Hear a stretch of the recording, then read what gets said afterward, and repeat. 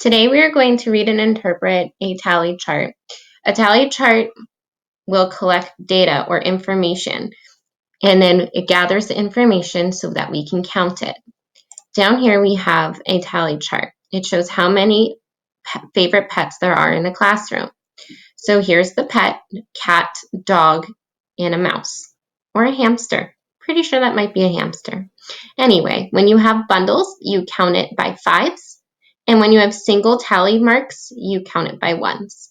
So you count 5, 10 here to get 10 cats. Single ones, you count 1, 2, 3, 4. We have 4 dogs. And we count this by fives. This is 5, and then one more is 6. There are 6 hamsters in that tally chart. So I'm going to practice right here reading this tally chart, and then we're going to make one.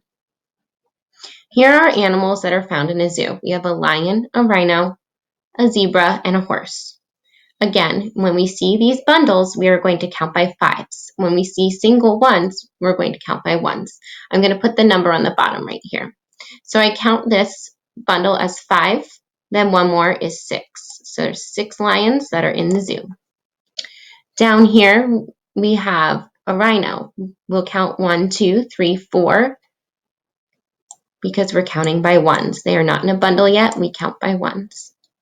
Here we have 2 single ones, 1, 2. So we have 2 zebras. And there's just one bundle here. Remember, we count the bundle by fives. So that means that there are 5 horses. I'm going to put a 5 right here.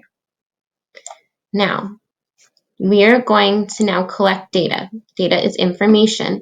So we're going to see how many flowers there are. We're going to focus down here to make the tally chart. Later on, we'll learn how to take the tally chart and put it into a bar graph.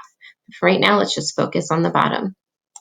I'm going to start with the orange flowers. I will count them, and then I'm going to use either a bundle of fives or single ones to show the number. We have 1, 2, 3, 4 orange flowers. So that means I haven't reached 5 yet. I can't use a bundle. I'm going to use single ones. 1, 2, 3, 4. Next, we're going to count the blue flowers, and I will represent that number with either a bundle of fives or ones. 1, 2, 3, 4, 5, 6, 7. The number 7 is over 5, which means I can make a bundle. So I'm going to do a bundle now. 1, 2, 3, 4, and the last one is 5. It goes straight across. Now to get to 7, we can use single ones. We stopped at 5. Now we will do 6 and 7. That is showing 7 blue flowers. And last, we have the purple flowers. I'm going to count them. 1, 2, 3, 4, 5. We have 5 purple flowers. That means I can just do a bundle of 5 right here. 1, 2, 3, 4, and my last one is 5. So now we can read this bar graph. You can tell me which flower we have the most of, which one we have the least of. So if I look at this, I can see that there are 4 orange flowers, there are 7 blue flowers, and there are 5 purple flowers. I'm going to separate the numbers and the tally marks with my little line there. So which one has the most?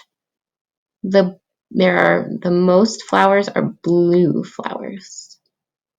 Which is the least. The least means the smallest number. So the least amount of flowers is the orange flowers. So we can now make a tally chart and interpret the chart. Try that on your worksheet.